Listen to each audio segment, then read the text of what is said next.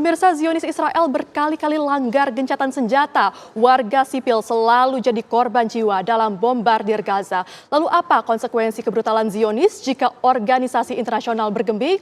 Untuk bahasnya sudah bersama saya pengamat Timur Tengah ada Mas Hasibullah Satrawi. Selamat sore Mas Hasibullah. Selamat sore Mbak Jasmine. Apa kabar Mas? Alhamdulillah sehat. Ya Alhamdulillah. Mas Hasibullah, bagaimana Anda melihat serangan yang terus dilakukan oleh Israel di tengah perjanjian gencatan senjata ataupun ceasefire ini Mas? Ya, yang pertama ini menandakan bahwa Israel memang tidak ingin perdamaian. Dia tidak ingin adanya negara Palestina. Dia tidak ingin rakyat Palestina memiliki perdamaian. Nah, oleh karena itu berbagai macam eskalasi yang dia buat sebenarnya berupaya untuk memancing Hamas agar Hamas juga melakukan sebuah balasan dan dari situ menjadi alasan bagi dia untuk kembali ke peperangan, menjustifikasi peperangan dan kekerasan yang akan dia lakukan. Jadi poin yang pertama ini sekali lagi menunjukkan bahwa Israel tidak menginginkan adanya solusi damai yang sekarang berlaku berdasarkan proposal yang dibuat oleh Presiden Donald Trump, terutama dengan kerangka BOP yang sekarang banyak dibicarakan di mana-mana. Lalu bagaimana Anda melihat peran organisasi internasional seperti Perserikatan Bangsa-Bangsa? Kenapa ini diam saja begitu Mas melihat ada serangan-serangan ini? Ya, saya rasa udah banyak dan seringkali kita bahas bahwa memang organisasi ini itu mandul semandul-mandulnya, terutama dengan sistem vetonya gitu. Karena kalaupun nanti ada upaya-upaya tapi kemudian diveto oleh mereka yang memiliki hak ini, terutama Amerika Serikat. Nah, oleh karena itu menurut saya yang saya lihat walaupun di level organisasi ada kemandulan, tapi di level nurani, di level kemanusiaan itu tidak pernah berhenti protes terhadap apa yang terjadi di Gaza. Artinya selama Amerika Serikat masih memiliki hak veto, ini tidak akan efektif memiliki begitu, hak veto dan Israel terus melakukan bumi hangus seperti ini, maka kemanusiaan itu tetap memberikan sikap. Misalkan yang terbaru demo-demo yang dilakukan di banyak negara di Eropa.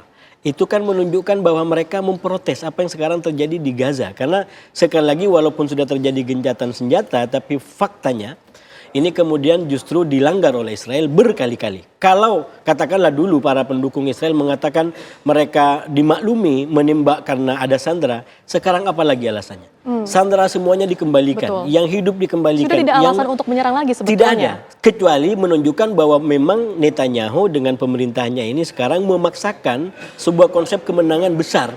Yaitu kemenangan yang tidak ada lagi Palestina di sampingnya, tidak ada lagi warga Palestina di Gaza, mereka ingin mereka keluar dan dipaksa kalau bisa.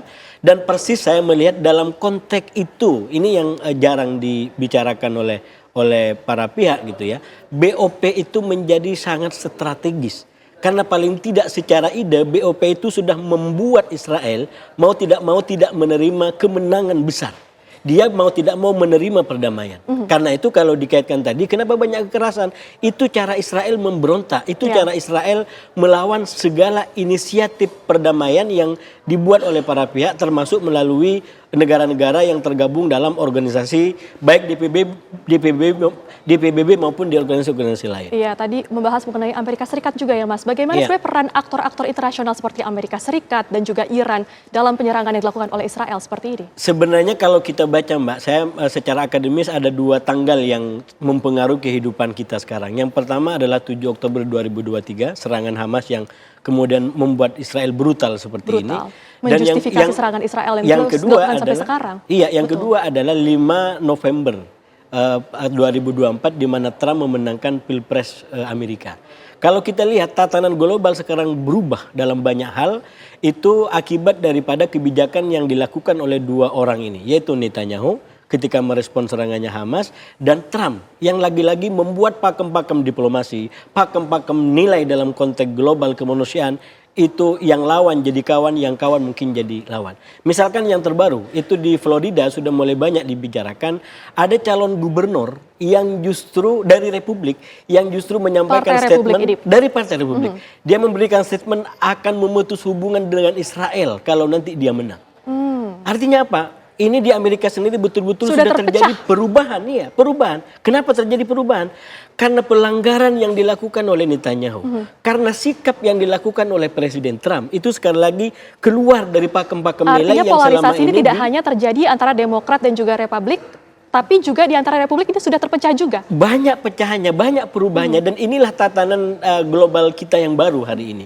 Nah, oleh karena itu menurut saya memang kita harus terus mengamati dan mendorong sekali lagi. Mungkin negara-negara sudah menjadi terbatas opsinya karena ada kepentingan masing-masing, tapi nurani kita sebagai warga dunia, kemanusiaan yang kita bela mestinya harus kita kumandangkan. Sekali lagi, kalau kita mendukung kemerdekaan HAM, kemerdekaan Gaza, bukan dalam pengertian yang sektarian, kelompok-kelompok, tidak. Karena memang nilai kemerdekaan adalah nilai manusia sekarang. Kita tidak ingin perbudakan berkelanjutan. Betul. Kalau sekarang kita mengkritik Netanyahu, bukan soal rasnya, tapi soal pribadinya dan pemerintahannya yang keluar dari berbagai macam nilai yang kita. Dan juga melanggar hak Dan asasi kalau kita manusia. kritik Trump, bukan juga karena warna kulitnya, tapi karena sikapnya. Bagaimana dia di Venezuela, bagaimana dia mengancam di Greenland.